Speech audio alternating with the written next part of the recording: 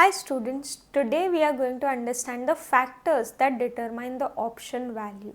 Now there are two types of options. One is call option, second one is put option. Call option gives the buyer a right to buy the underlying asset at a fixed price, and put option gives the buyer a right to sell the underlying asset at fixed price. और ये right bye करने के लिए the buyer has to pay the option premium. Now how this option premium is determined and how its value gets affected over the life of the option by changes in various factors, that is what we are going to study today. So let us see. For understanding all the factors, we'll take an example of a stock ABC which has a call option and put option with an exercise price of 50 and current stock price is also 50. Now first one, increase in the price of the underlying asset. अगर price 50 से 60 हो जाती है तो call option को फ़ायदा होगा कि पुट ऑप्शन को. Just imagine, call option is a right to buy it at 50 when market price is 60, तो it is more beneficial for call option. So price of underlying asset, if it increases then call option value also increases. But put option के लिए right to sell at 50 when market price is 60. अगर market में 60 में मैं cell कर सकती हूँ तो मैं ऑप्शन यूज़ करके 50 में क्यों सेल करूँगी. So value of a put option reduces if the underlying asset price increases. Now second is exercise price. Let's say there are two call options. One is with exercise price of 50 and second one is with exercise price of 60. Which one will be more valuable to the buyer? He has bought a right to buy it. तो right to buy at 50 is better कि right to buy at 60 is better for a buyer? जितना कम price पे करेगा उतना अच्छा है उसके लिए. सो अगर एक्सरसाइज प्राइस बढ़ जाता है तो कॉल ऑप्शन की वैल्यू इनफैक्ट कम हो जाती है. 60 रुपीज़ वाला कॉल ऑप्शन लेस वैल्यूएबल होगा कंपेयर टू 50 रुपीज़ वाला call option. But for put option I have a right to sell it at 50 versus right to sell at 60. तो 60 is better for the seller ना, उसको ज़्यादा value मिल रहा है. सो जितना exercise price बढ़ता जाएगा the put option will become more and more valuable. Then third is the risk free rate. इसको समझने के लिए हम एक assumption लेते हैं कि फ्यूचर में ऑप्शन एक्सरसाइज होने ही वाला है. Then just imagine, call option is giving you a right to buy. So you have two things you can do. One is either आप आज के आज वो स्टॉक बाय कर लो या फिर थोड़ा सा प्रीमियम पे करके एक कॉल ऑप्शन बाय कर लो which will help you buy the stock in the future. So by choosing not to buy the share today itself and future में आप उसको बाय करने वाले हो, तो आपने क्या किया, जो कैपिटल आज ब्लॉक होने वाला था वो आप एक और साल यूज़ कर सकते हो. You can invest it at risk free rate. So जितना हायर रिस्क फ्री रेट होगा उतना ज़्यादा आपको बेनिफिट मिलेगा क्योंकि आप वो पैसे पे ज़्यादा रिटर्न अर्न कर सकते हो. सो if the risk free rate increases, call option value increases. But opposite happens for a put option. आप आज के आज सेल कर सकते हो वर्सेस आप एक पुट ऑप्शन बाय कर सकते हो which gives you right to sell at a future date. आज के आज बेच दोगे तो वो कैश आपके पास आज ही आएगा and that you can invest it at risk free rate. But if you are choosing to buy a put option instead of selling it in spot, so you are delaying that receipt of the sale proceeds. and अगर आप delay कर रहे हो तो आपको in fact नुकसान होता रहेगा जितना रिस्क फ्री रेट बढ़ेगा. So value of put option falls when the risk free rate increases. Fourth is the volatility of underlying asset. Volatility means कि प्राइस इंक्रीज हो रहा है, डिक्रीज हो रहा है, बहुत ही शेकी है, it is not steady. In that case what happens is कि कॉल ऑप्शन और पुट ऑप्शन दोनों ही ज़्यादा वैल्यूएबल होता है when the volatility increases. Just imagine, अगर प्राइस बहुत ही स्टेडी है, अभी स्टॉक प्राइस 50 है, एक महीने के बाद भी 50 रहेगा, एक्सपेक्टेड है कि चेंज नहीं होगा, तो कॉल ऑप्शन भी एक्सरसाइज नहीं होगा, पुट ऑप्शन भी एक्सरसाइज नहीं होगा.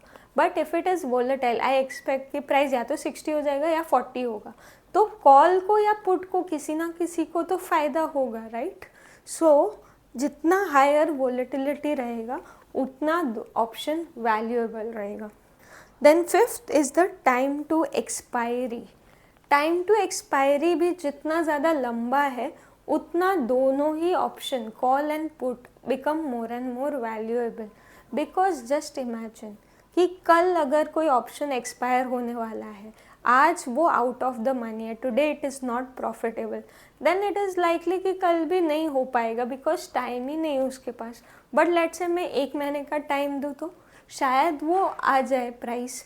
ओके, सो जितना लंबा पीरियड होगा उतना ज़्यादा there is a chance of it ending up in the money and hence the value of the option also increases.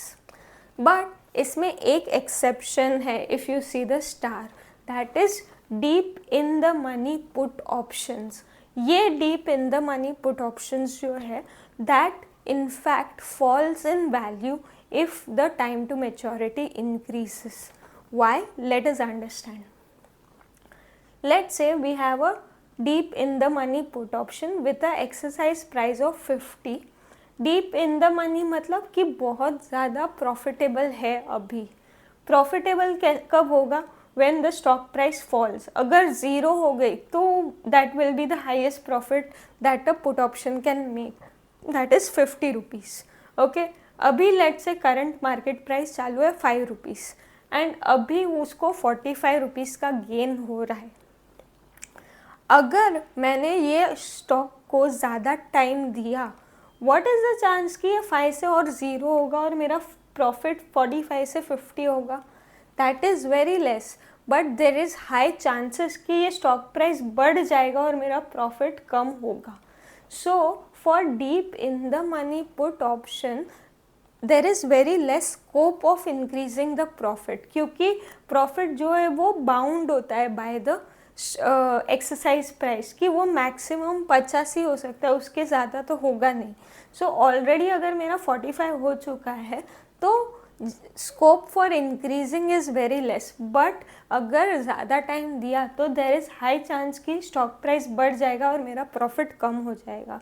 Hence deep in the money put options जो है, अगर टाइम टू मैच्योरिटी बढ़ाया तो उसकी value कम होती है. This is one exception to this rule. Then next, sixth is the cost of holding the asset. Let's say storage cost लग रहा है, कोई asset आप buy कर रहे हो उसका. So what will happen? अगर मैं asset आज के आज नहीं buy कर रही हूँ, I am buying a right to buy it at a future date. तो मेरे को वो store करने का ज़रूरत नहीं है, तो cost नहीं लग रहा है. So if the storage cost increases, then value of call option increases because I don't have to incur that cost. But let's say put option है, मेरे को वो asset sell करना था, आज के आज बेच देती तो आज के आज ही मेरा storage cost बंद हो जाता. But because I have not sold it today, I have just bought a right to sell, तो मुझे और थोड़े टाइम के लिए वो स्टोरेज कॉस्ट इनकर करना पड़ेगा. So if that storage cost increases then my value of the put option also decreases. Then next is the benefit of holding the asset. Like let's say dividend मिलने वाला है, dividend मिलने वाला है. अगर मैंने स्टॉक आज ही बाय कर लिया होता तो मुझे डिविडेंड मिलता, बट मैंने आज नहीं बाय किया, मैंने कॉल ऑप्शन बाय किया है which is just giving me a right to buy at a future date. So अगर ऐसे केस में डिविडेंड मिला तो मुझे तो नहीं मिलेगा, तो मेरा लॉस हो गया.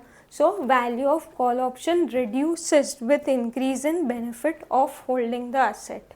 And same for put option, अगर डिविडेंड मिला तो सिंस मैंने आउटराइट सेल नहीं किया है, मैंने सिर्फ राइट टू सेल परचेज करके रखा है, वो स्टॉक अभी भी मेरे पास है, सो मुझे वो डिविडेंड मिलेगा. Hence the value of the call, hence the value of the put option increases with an increase in benefits of holding the asset. I hope you have understood the basics of call option and put option and all the factors that affect the value of the option. If you have any doubts, you can mention it in the comment section below, and if you liked our video, please hit the like button and share it with your friends, and subscribe to our channel for more such content.